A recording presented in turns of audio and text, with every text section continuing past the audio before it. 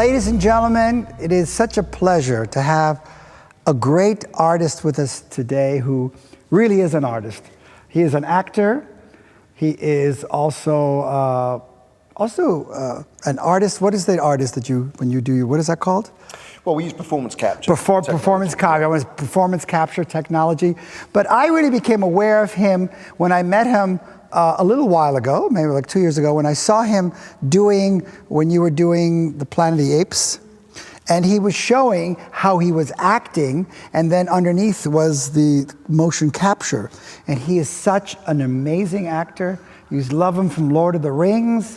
You've seen him from Black Panther. The one, the only, Mr. Andy Serkis!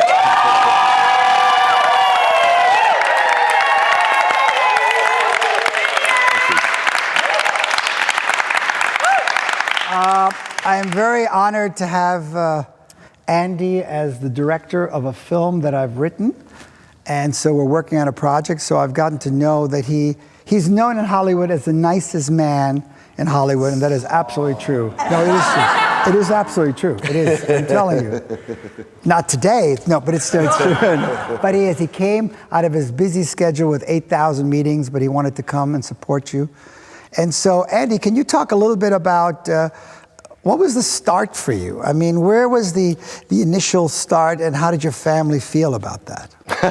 That's a good question. So I had no intentions of becoming an actor. I had no idea. When I was younger, I was a painter and an artist. I wanted to be a graphic designer, and I went to college up in the north of England to Lancaster University, and I turned up there thinking that was all I was going to concentrate on, and I didn't realise that in your first year you had to do a subsidiary course, and I thought I had no idea, and there were all these kind of options, and I didn't really want to do any of them. And then there was a theatre studies group, and I thought, oh, that looks quite interesting, but I had no intention. I just wanted to paint and design and draw. And so I got involved with the theatre studies group, and I started painting sets for them, and I started designing posters for their shows. And then someone said, hey, we need someone to come in and play a small part, and do you want to come do it? And so I started then acting and playing small roles. And then sort of towards the end of my first year, I was asked I auditioned for an amazing play called Gotcha by Barry Keefe. It was a really powerful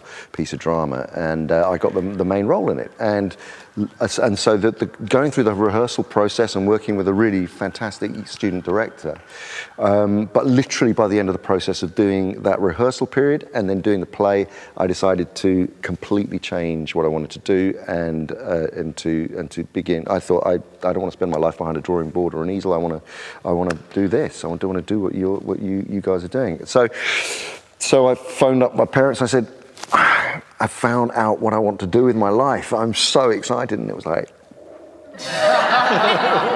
complete silence. They were horrified. They were absolutely terrified and horrified. And it was bad enough for me going to college to do art, but to then say I want to be an actor was just like, they were giving up. So anyway, I then spent the next 2 years kind of developing a stagecraft and developing. It wasn't a drama degree. I wasn't just doing drama. It was a theatre studies course. So you were able to kind of study the history of theatre, and you could construct your own degree. So I was doing everything from kind of Bertolt Brecht through to Stanislavski and all the different teachers, and then I was concentrating on movement and theatre design as well, because I wanted to kind of keep that in there. And so it was a kind of a broad education into theatre. And then as I was coming to the end of my graduation, I got offered a role in the local theatre company, the Duke's Playhouse, the repertory theatre company. And in those days, you had to have an equity card, and I was lucky enough to equity cards are our union SAG cards. So they only gave out 2. At that time, each theatre were allotted 2 cards, and I was fortunate enough to get one of them. And I did 14 plays back to back in that theatre. So it was like that was my education. That was my true kind of education of working on character and rehearsing a play during the day and then performing a different one at night. That was just on a rotational thing. And you had a great experience, though. We had great people. Oh, amazing! I had a phenomenal. I think. Do you know what? I was so lucky because the director of that theatre was a man called Jonathan Petherbridge, and he now runs the London Bubble Theatre, which is a community theatre.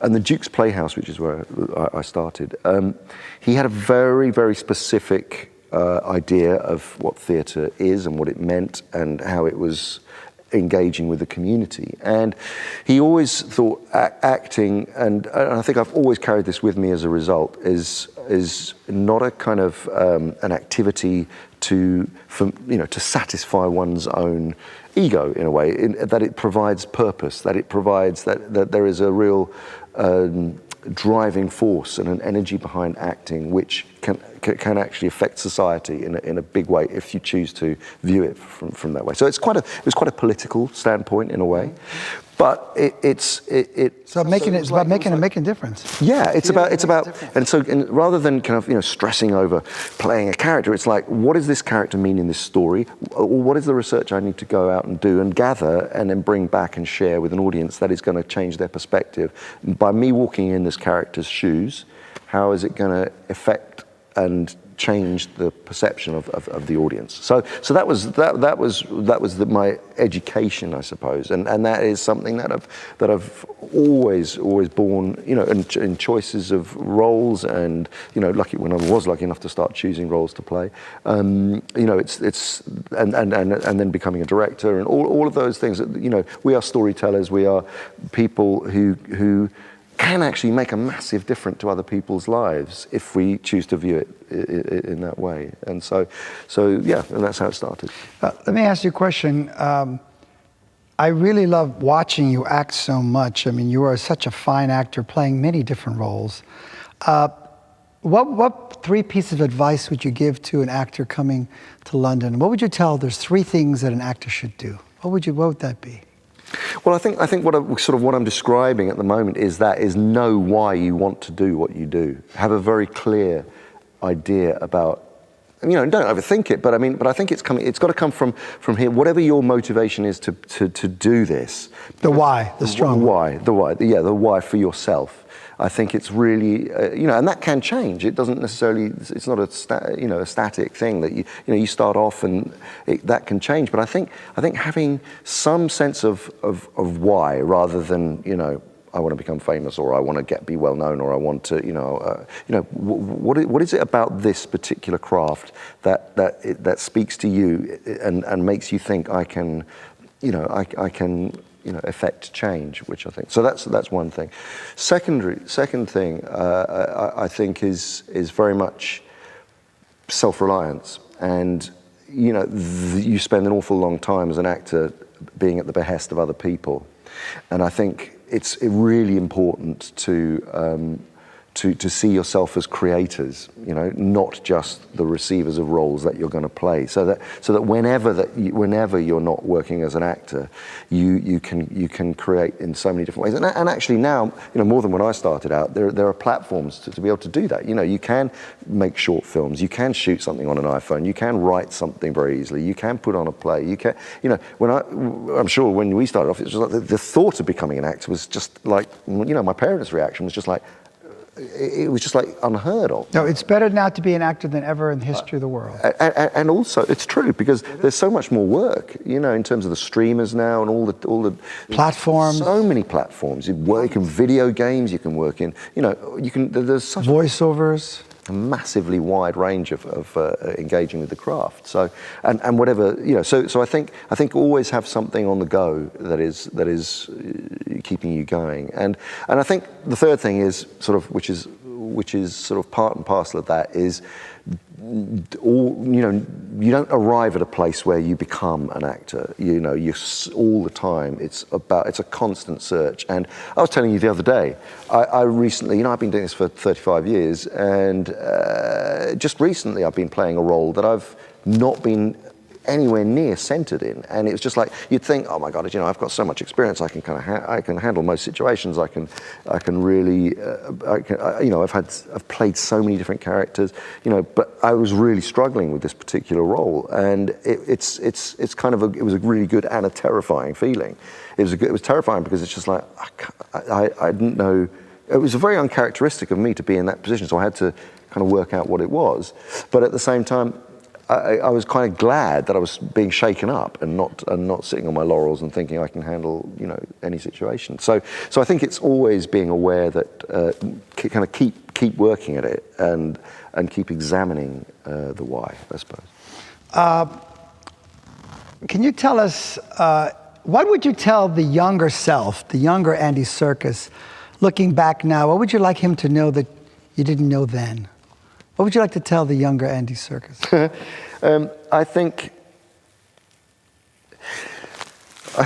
I'd say, look, Andy, just, you know, you may think you know what you want to do right now. You may be absolutely certain. You may have your heart set on something, but often, you know, the thing that's right next to it is the thing that might spark you off and spark something else off in your life. Stay open. So stay open, yeah, absolutely. So don't close down and think this is and drill down so fast and hone in one particular area. You know, keep. Don't control things. Exactly, because the adjacent promise could be greater. Now, speaking about adjacent promise.